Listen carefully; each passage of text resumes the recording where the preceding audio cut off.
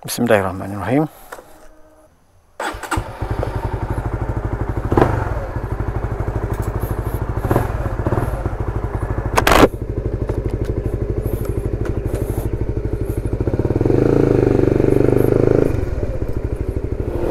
Assalamualaikum. Hai, apa kabar semua? Berjumpa kembali dalam channel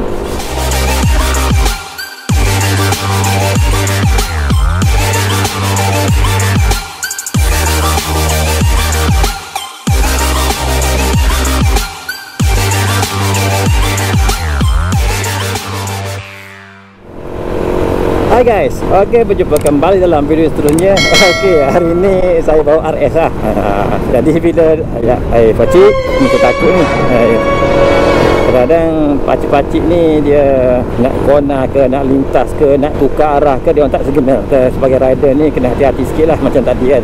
Tersambung kembali lah. Malam saya bawa Z7, jadi hari ni saya bawa RS lah pula. Rasa ini kekok sikit lah, ataupun janggal sikit. Semalam bawa motor besar, hari ni bawa kita kecil. Bukan kita kata tak biasa, tapi terasa dia punya handling tu berlain lah sikit lah, dia punya power dan sebagainya. Jadi hari ni saya keluar, hari ni saya nak hantar nasi lemak pada ayah saya. Kebetulan lah isteri pagi tadi buat nasi lemak telur puyuh dengan ikan bilis goreng. Jadi saya pun dah halal nak buat tu, saya pun nak hantar lah kepada ayah saya sedikit lah. Itulah kita kongsi dengan ayah kita kan, tanpa ayah kita siapa lah kita kan.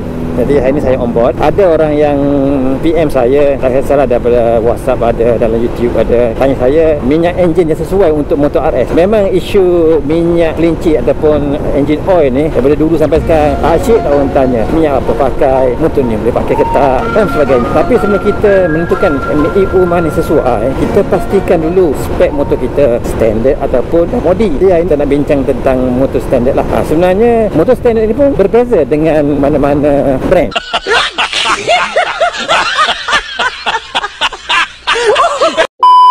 Oh, mana brand pak?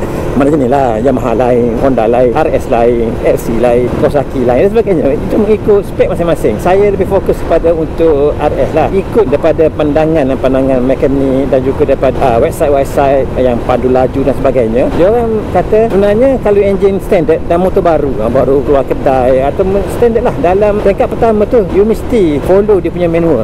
Jadi dalam manual dah disebut spek motor anda. Bila lagi motor kita ni adalah jenis yang clutch basah. Clutch basah ni bermaksud kita punya clutch ni berada di dalam minyak enjin. Jadi ada di kalangan kita ni yang pakai kereta punya, lori punya pun ada yang pakai. Stop it. Get some help. Saya tengok dalam Facebook tu, saya guna minyak enjin lori punya selama 3 tahun tak ada masalah. Kena faham, enjin you ni clutch basah, lori ke kereta dia punya clutch tidak terendam di dalam engine oil, dia ada minyak gear. Jadi kita tak boleh pakai minyak kereta ataupun minyak untuk lori. You kena faham tu sebenarnya. Tapi dah bagi tahu pun berulang kali, masih tak teruskan juga.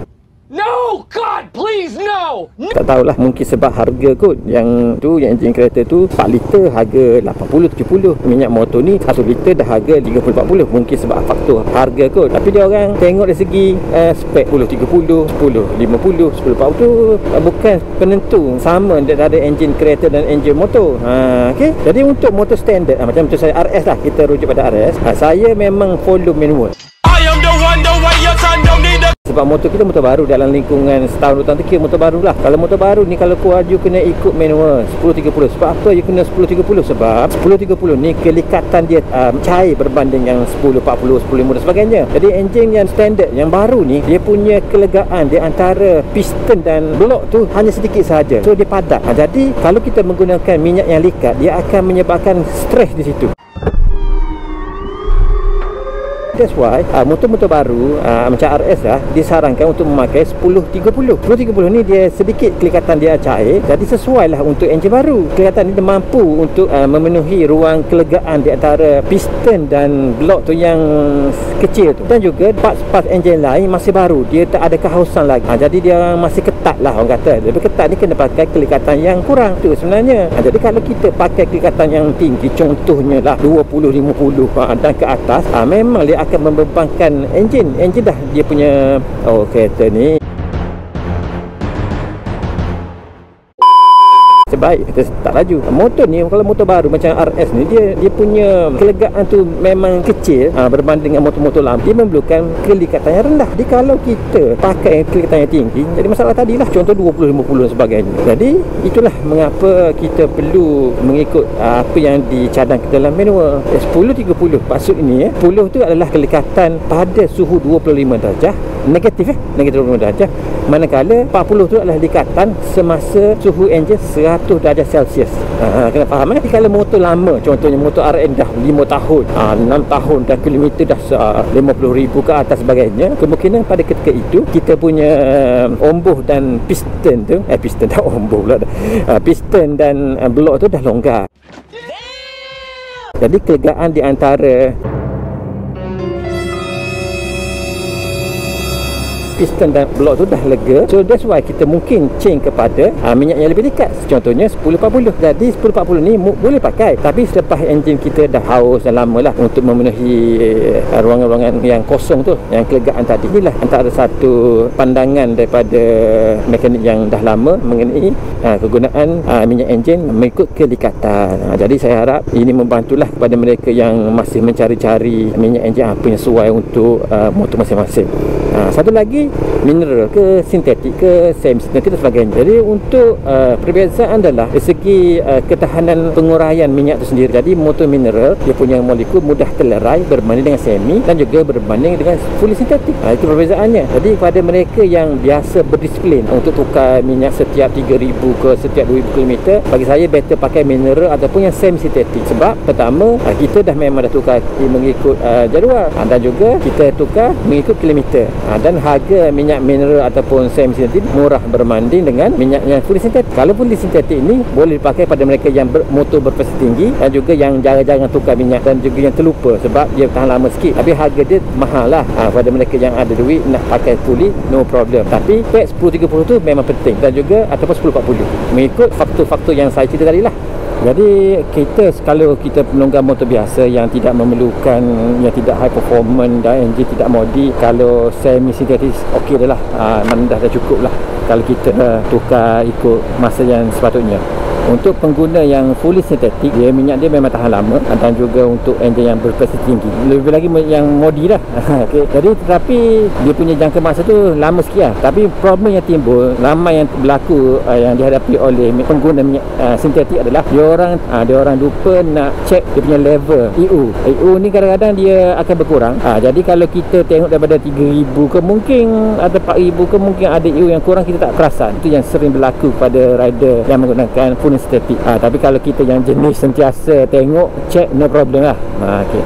Saya sekarang ni saya pakai motor saya ni sebab motor standard, dan juga motor masih motor baru lah, 2 tahun tu kira baru, kilometer pun baru dalam tak sampai 20,000 lagi. So saya masih menggunakan 1030 semi sintetik. Sebab saya tukar motor ni biasa dia antara 2,000 ke 2,500 saya akan tukar mileage. Jadi saya menggunakan minyak semi sintetik. Jadi brand saya pakai adalah seperti yang saya maklum dalam video saya sebelum ni lah.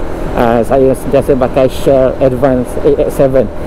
Mengapa saya pakai Shell? Sebab pertama, stesen minyak Shell ni dekat dengan kawasan saya. So saya nak pastikan bahawa saya menggunakan minyak yang original. Itu sebenarnya.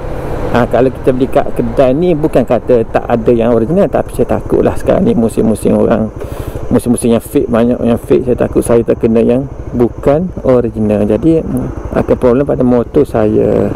Itu dah. Jadi untuk pastikan anda menggunakan minyak original, saya syorkan anda beli di stesen minyak. Okey.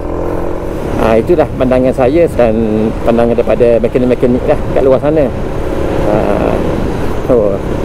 Jadi saya harap perkongsian pada hari ini boleh membantu anda memilih spek yang sesuai untuk enjin anda. Okey. Jadi terlupa ini nak hantar ni, nanti dah sampai kat kampung saya akan hantar nasi lemak ni kepada saya. Okey. Saya rasa cukup saja hari ini. Video saya kali ini, semoga ia membantu anda untuk memilih minyak enjin yang sesuai. Okey. Kalau ada apa-apa pandangan cadangan, boleh berkongsi di ruangan di bawah komen nanti. Jangan takut. Jangan takut lah, jangan malu, kongsilah. Sebab kita ni memang mamak motor ni sentiasa berkongsi ilmu. Mungkin anda lebih ada info-info yang lebih penting, yang lebih berguna, ataupun yang boleh kita berkongsi bersama nanti. Jadi gitulah diorang komen nanti. Jadi sebelum saya akhir diri dulu, kepada mereka yang baru ke channel saya ucapkan terima kasih. Jangan lupa untuk like, share, komen and subscribe. Subscribe, jangan madu. Subscribe ni gratis, cuma saja. Ajak kawan-kawan semua subscribe, okey? Okey, saya setakat ini saja dulu. Sekian, terima kasih. Assalamualaikum warahmatullahi wabarakatuh. Alright.